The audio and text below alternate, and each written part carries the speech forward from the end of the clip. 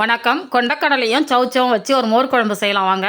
இந்த மோர் குழம்பு செய்கிறதுக்கு ஒரு மிக்சர் ஜாரில் 1/4 கப்பு தேங்காய், 1 டேபிள் ஸ்பூன் உடச்ச கடலை, 1/4 டீஸ்பூன் சீரகம் சேர்த்து எந்த அளவுக்கு முடியுமோ அந்த அளவுக்கு நைஸாக அரைச்சி எடுத்து வச்சுக்கலாம்.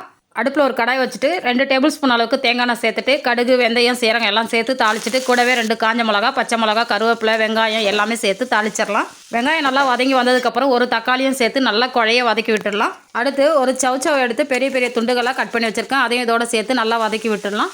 காய் நல்லா வதங்கி வந்ததுக்கப்புறம் 1/2 டீஸ்பூன் மஞ்சத்தூள், கொஞ்சமாக பெருங்காயத்தூள், 1 டீஸ்பூன் சாம்பார் பொடியும் சேர்த்து நல்லா கலந்து விட்டுட்டு இதுக்கு தேவையான அளவுக்கு தண்ணியும் உப்பும் சேர்த்துட்டு நல்லா கலந்து விட்டுட்டு ஒரு பிளேட் போட்டு மூடி வச்சிடலாம். இது நல்லா வேகட்டும்.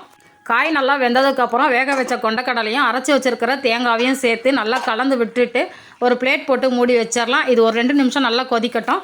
இந்த குழம்பு நல்லா கொதித்து வந்ததுக்கப்புறம் 1 கப் அளவுக்கு கெட்டியான தயிர் எடுத்து நல்லா கட்டிகள் இல்லாமல் அடிச்சுட்டு இந்த குழம்போட சேர்த்து நல்லா கலந்து விட்டுட்டு ஸ்டவ் ஆஃப் பண்ணிவிட்டு கொத்தமல்லி தூணியும் சூப்பரான